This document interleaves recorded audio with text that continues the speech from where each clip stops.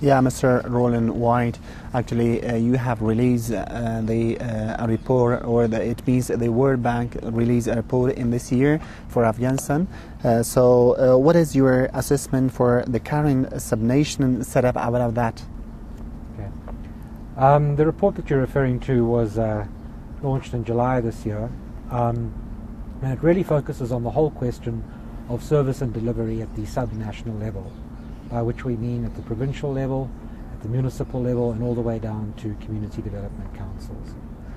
In terms of that report, I think we acknowledge a number of major strides that the Afghan government has made in structuring the institutional system at the subnational level in recent years. And some obvious examples are, of course, the establishment of structures like the provincial councils and the elections of provincial council members.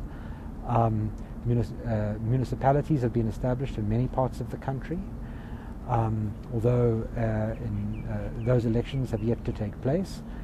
And of course there have been a whole number of programmatic developments at the community level. So for example, we have now many thousands of community development councils which have been established at the lowest level in the country, at the village level, which are currently delivering basic infrastructure to communities in areas like roads and water and so on.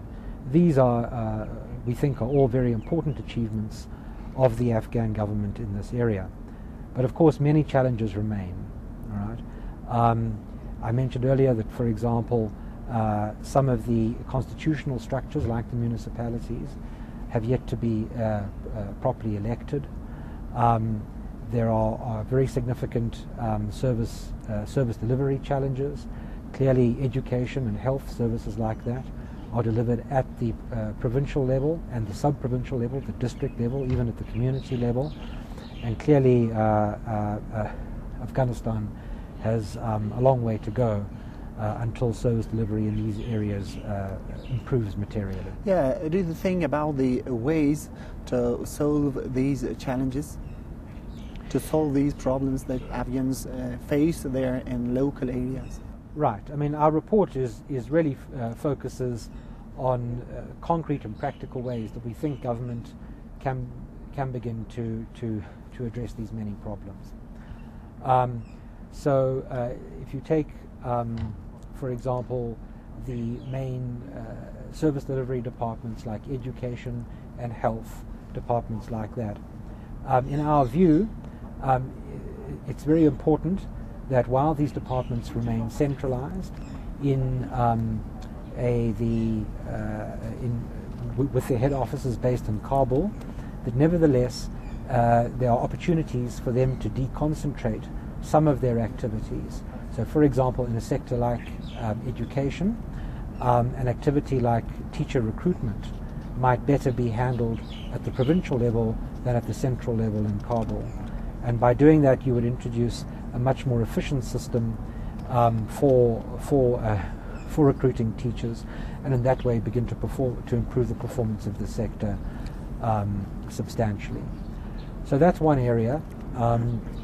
If you look at things like the provincial governors' offices, we believe that the provincial governors play a very important role in this country. We believe that their role in coordinating between the different line departments, education, health, water, and so on, at the provincial level, that role should be strengthened. Their role in coordinating planning efforts should also be strengthened. However, provincial governors also are able to play a role in the day-to-day operations of the activities of the line departments. So, for example, they have to authorize all expenditures from the recurrent budgets of these departments.